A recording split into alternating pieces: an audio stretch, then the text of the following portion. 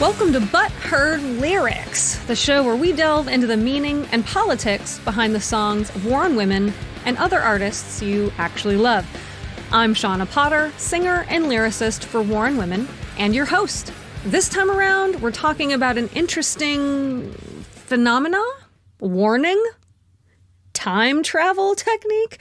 Okay, actually, it's a type of hydrological landmark commonly referred to as a hunger stone that I read about online when it randomly showed up in my feed, and it was so intriguing that I grabbed my lyric book and started jotting down notes. Now, what they are, why I found them intriguing, and what I wrote down in my lyric book, it's all going to be covered in my interview coming up with historian Mike Dash, who, you might remember, was the very first official guest of But Her Lyrics. He helped me break down the song Acqua Tofana on episode 1, so definitely listen to that if you're into Italian history, poisons, misandry, as I assume all my listeners are, and satirical thought experiments about a world without men. Anyway, I've invited him back to talk about all things hunger stones. But before I can chat with Mike again, Patreon! We got a question from one of our sponsors, Pupcakes and Pastries. They ask, how does the band go about choosing the set list for shows? Do you mix it up per show or stick with a set list for a tour? That's a good question. It does vary. I won't say that we never get in arguments about it, but usually what we do is just sort of consider what are we playing well right now, because that can change, especially for a band like us where sometimes people have to work and they can't go on every tour. And so maybe we have a fill-in or a sub and they know some songs better than other songs. So we're always just considering, what are we actually good at right now? Is there a new album that we need to try to play songs from to promote it? And who are we playing with, right? Like, if we're playing with a band, if we're opening for a band that's like all D beats, then we're probably going to go heavy on the D beat. If we're playing with Cave In, we can play some more like weird, strange, and heavy songs, right? I wouldn't say that we drastically change who we are or anything. And sometimes the set lists don't change between bands like Cave In or Bad Religion or Baroness, you know? But we at least are mindful of what the audience might want. And maybe they want more of what they came to see, or maybe we think they want something different that will shake up the night. So we consider all the things, but I would say the final requirement would be that we have to be playing it well. If we just aren't playing it well, then we strike it because it's not worth it. That's kind of long-winded. Sorry, Pupcakes and Pastries. You can also ask a question or request a shout out or a topic or whatever by signing up for my Patreon at patreon.com/Shawna Potter. Now, one of the behind the scenes things I like to share with patrons is screenshots of my lyric book.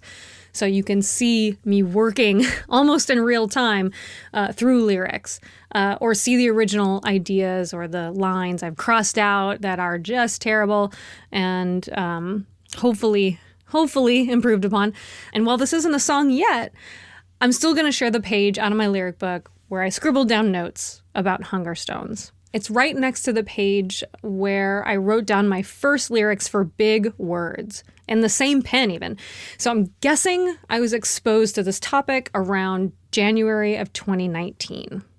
And I have yet to be fully inspired to write a song about hunger stones. I don't know that I found my connection to it, but maybe that will change after my interview with Mike. Mike Dash is a London-based historian, a journalist, an author, a teacher. I'll put some of his links in the show notes, and he's a pleasure to talk to. And here he is. Interview time! Mike Dash, welcome back to But Her Lyrics. I'm so glad that you're here. Very happy to be here. You're one of my favorite guests, and I think you're a fan favorite for the 3 people that actually regularly listen to this podcast. So you were at the top of my list for people to tap on this season when talking about things that I think maybe could or should be worn women's songs, but just for whatever reason aren't yet. And one of those things is hunger stones. So, Mike, what is a hunger stone? Well, I mean, I suppose we should start with the generally accepted idea of hunger stones. Hunger stones are large carved rocks that appear in rivers, mostly in what's now the Czech Republic and Lower Germany during times of drought. And certainly, if you read about them in most of the sources, they are normally regarded as sort of commemorations of tragedy, dearth. They've got all sorts of horrible inscriptions on them along the lines of "We cried, we cry, and you will cry." Very metal. They're sort of kind of commemorations and dreadful warnings for the future of poor conditions, normally drought. So obviously today, with climate change, we're paying a lot more attention to them. And they have become increasingly popular as a sort of cultural artifact online over the last 4 or 5 years. How common was this practice to inscribe warnings on rocks? Well, I mean, the hunger stones that are sort of, the genuine article are restricted to the Rhine and the Elbe rivers. So that's in sort of Central Europe, going from the Czech Republic sort of through Germany up towards Hamburg. We know a few dozen examples. Most of them are in what's now the Czech Republic. There are sort of similar or equivalent types of carving. I mean, there's one set that exists on a river in Pennsylvania, for example, but they're not quite the same sort of thing. And the originals date back, I think. I mean, the earliest one that we have some record of is around about just after 1300.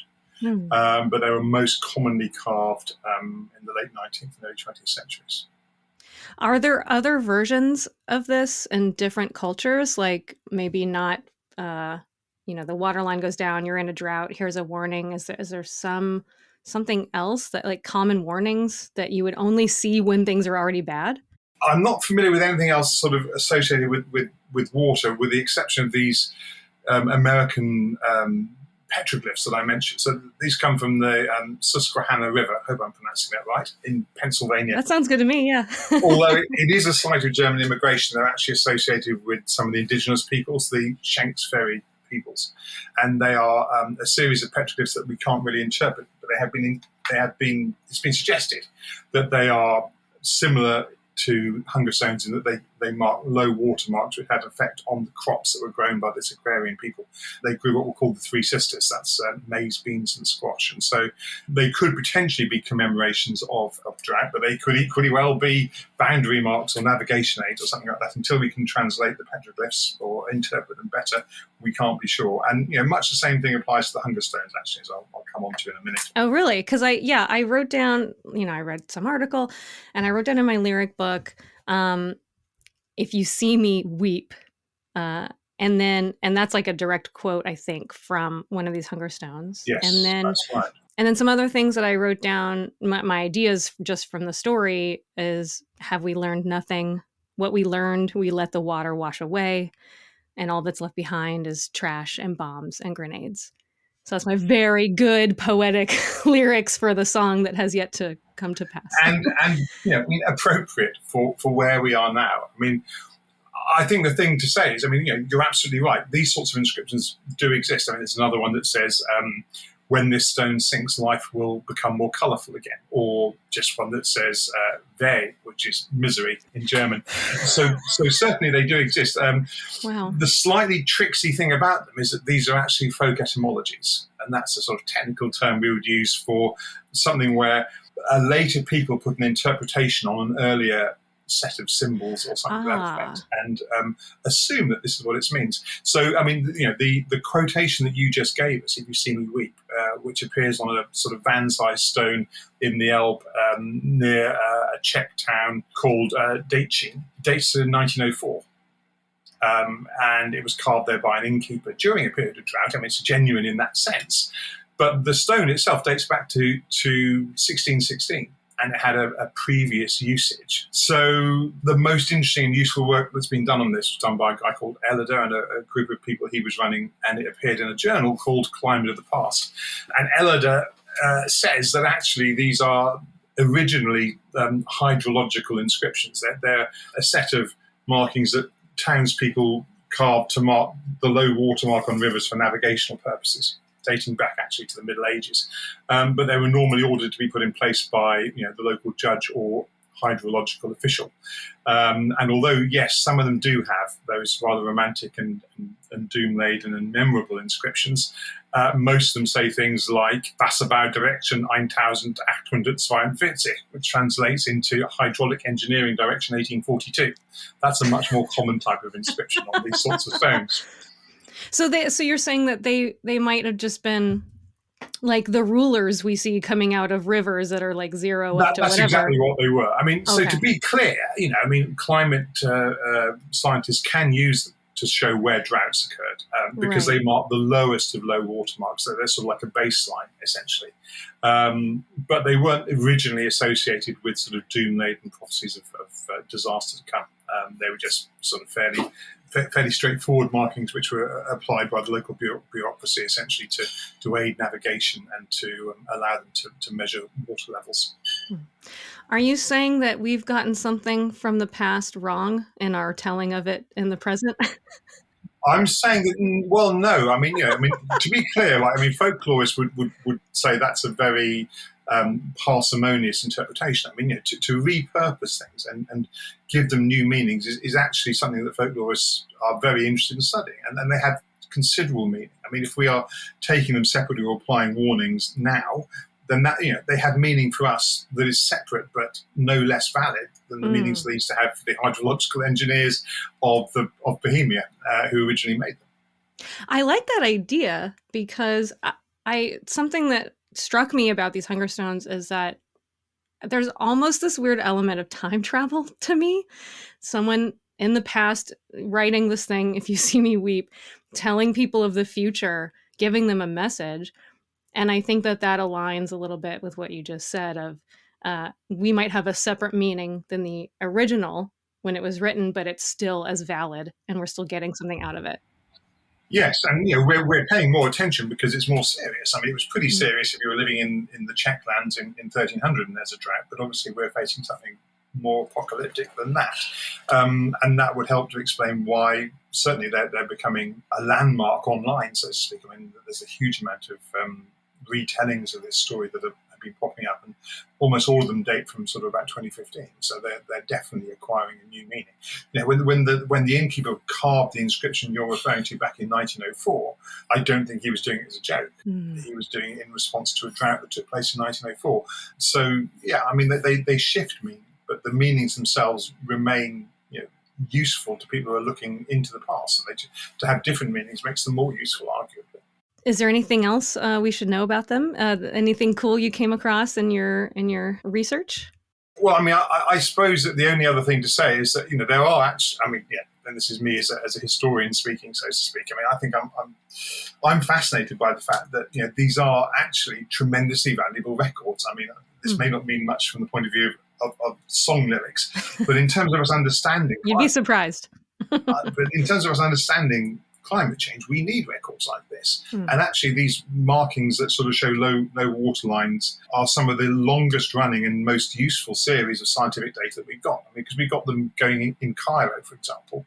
There's a set of data that go back to 622 and end in 1933. So that's over 1,300 years of continuous data. I mean, scientists can do a huge amount with that sort of information. There are similar series in Europe that are located in Magdeburg and Paris. So although that might be a little bit dry in a sense, without that, we wouldn't have the data to tell us as much about what's going on now. And we need that data for sure. So I am interested in the idea that people have been keeping these records going back to 622 is before Islam emerged, about 10 years, 12 years before Islam emerged from Arabia and conquered Cairo. So that's a very, very old series of data. Wow. Yeah, I thought it was just a cool story from olden times. I didn't know how valuable the and how much data was contained in these things. That's amazing. Mike, tell everyone where to find you. You can find my history online at mike-history.com, and that's probably the best place. So I write about this sort of stuff on a semi-regular basis there. Well, thank you so much again for joining me. It's always a pleasure, and maybe I'll need you next season. So stay on your toes. Always glad to hear from you, Sean. Good luck. Thank you.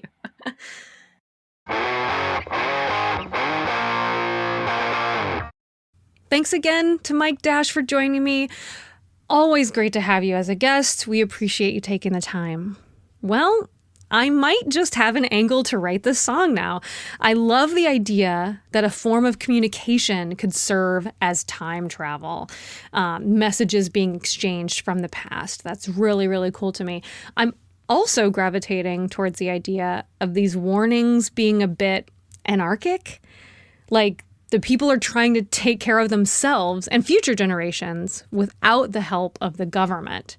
Now, I'm not saying that's how Mike explained them or anything, or that he was alluding to that in any way. It's just what I'm interested in. And of course, this is a show about the politics of social justice issues. And if you're wondering, how is this political? Well, just look to the climate change deniers, big oil and other corporate polluters, and the politicians who would rather line their fucking pockets than save the fucking planet. Things are dire. And if we don't heed the warnings of the past and the present, there will not be a future. So yeah, it's fucking heavy. I'm sure it's hard to hear. It's definitely hard to say. What I don't want to do is make you feel so helpless that you do nothing. So in the show notes, I'm going to put a link up with 10 things you can do to help save the planet right now from the World Wildlife Fund. So check that out.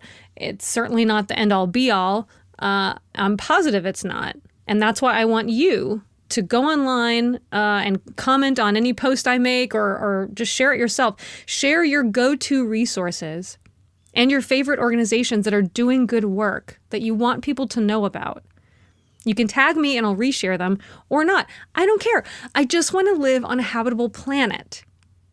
And it's good to feel like we actually can make a difference so that we don't just curl up in a ball and give up, okay? So share those resources. Let's save the fucking world. On a lighter note, if you beat me to the punch and write a song about hunger stones before I do, please share it. Or if you know of another artist that's done it, of course, share those links. I want to hear it. You can support this podcast by sharing, subscribing, and reviewing it. It's free to do, and it really does help. To find the transcripts or to find out more about what I do, my book, my trainings, my Patreon, head to shawnapotter.com.